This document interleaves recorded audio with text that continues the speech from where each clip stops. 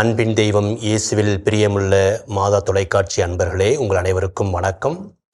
அன்றாட உணவு என்ற விவிலிய விளக்க பகிர்விற்கு உங்களை அன்போடு அழைக்கின்றேன். இன்றைய நற்செய்தியில் நாம் பார்க்கின்றோம், இயேசுவை கொல்ல யூதர்கள் தேடுகின்றார்கள். ஏற்கனவே நேற்றைய நற்செய்தியில் பார்த்தோம், 38 ஆண்டுகளாக குணமாகாமல் இருந்த ஒருவரை இயேசு குணப்படுத்துகின்றார். அவர்கள் அவரை கொல்ல தேடுவதற்கு ஒரு காரணமாக அது இருக்கின்றது. இயேசுவை கொல்லுவதற்காக அவர்கள் சொன்ன 2 காரணங்கள். ஒன்று, அந்த ஓய்வு நாளில் அவரை குணமாக்கியது. இரண்டாவது, கடவுளுக்கு இணையாக தன்னை சொன்னது, கடவுளை என் தந்தை என்று அவர் சொன்னது. இந்த 2 காரணங்களுக்காக யூதர்கள் அவரை கொல்ல வேண்டும் என்று துடித்து கொண்டிருக்கிறார்கள். இந்த 2 காரணங்களிலே முதல் காரணம், ஓய்வு நாளில் அவர் செயல்பட்டார் என்பது. அன்புள்ள இறைமக்களே, நாம் ஓய்வு நாளை பற்றி பார்த்திருப்போம். அதற்கு அடிப்படையான செய்தி, விவிலிய அடிப்படை எங்கிருந்து வருகிறது? நாம் தொடக்க நூலிலே முதல் அதிகாரம் 2ஆம் அதிகாரத்திலே பார்ப்போம். கடவுள் உலகை படைத்துவிட்டு 7ஆம் நாள் ஓய்ந்திருந்தார் என்று நாம் வாசிக்கின்றோம். அதை விவிலிய ஆதாரமாக கொண்டு யூதர்கள் தொடர்ந்து கடைபிடித்து வந்தார்கள். நாம் ஒரு வாரத்திற்கு ஒரு நாள் ஓய்வெடுக்க வேண்டும், எந்த வேலையும் செய்யக்கூடாது என்று அவர்கள் கடும் சட்டங்களை இயற்றியிருந்தார்கள். ஆனால் இயேசு இந்த நற்செய்தியில் சொல்லுகின்றார், கடவுள் செயல்படுகின்றவர், செயலாற்றுகின்றவர், நானும் செயலாற்றுகின்றேன். தானாக எதையும் செய்யவில்லை, நான் தானாக எதையும் செய்யவில்லை.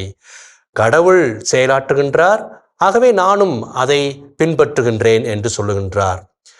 கடவுள் எனக்கு தந்தை என்று சொல்லுகின்றார்.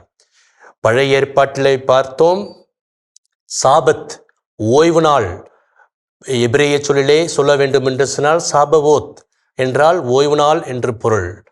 அதை வெறும் தீவிரமாக ஒரு சட்டங்கள் இயற்றி கடுமையாக பின்பற்றி வந்த யூதர்கள். புதிய ஏற்பாட்டிலே இயேசு சொல்லுகின்றார், கடவுள் ஓய்வெடுப்பவர் அல்ல, செயலாற்றுகின்றவர், செயல்படுகின்றவர். நான் எதையும் தானாக செய்யவில்லை, கடவுள் என்ன சொல்லுகின்றாரோ, என் தந்தை என்ன சொல்லுகின்றாரோ அதை செய்கின்றேன், அவர் செயல்படுகின்றவர் என்று சொல்லுகின்றார்.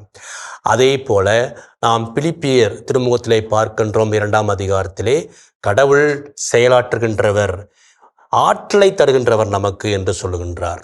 அதே போல ரோமேருக்கு எழுதிய திருமுகத்திலே பார்க்கின்றோம், 8ஆம் அதிகாரத்திலே, நாம் நன்மைகள் செய்யும் பொழுது தூய ஆவியார் நமக்கு ஒத்துழைப்பு தருகின்றார், நம்மோடு செயலாற்றுகின்றார், ஒத்துழைப்பு தருகின்றார் என்று வாசிக்கின்றோம்.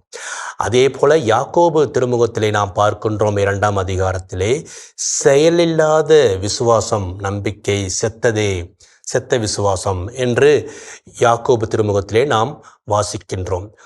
பழைய ஏற்பாட்டிலே சொல்லப்பட்டிருக்கின்ற ஒவ்வொரு வார்த்தைக்கு வார்த்தை அவர்கள் எடுத்து அவர்கள் கடுமையாக சட்டங்களை பின்பற்றி இருந்த வேளையில் இயேசு இன்று சொல்லுகின்றார், கடவுள் செயல்படுகின்றவர், செயலாற்றுகின்றவர் என்று ஒரு புதிய அறிவிப்பை தருகின்றார். ஆகவே ஓய்வு நாளில் நன்மை செய்வதற்கு இது தடை?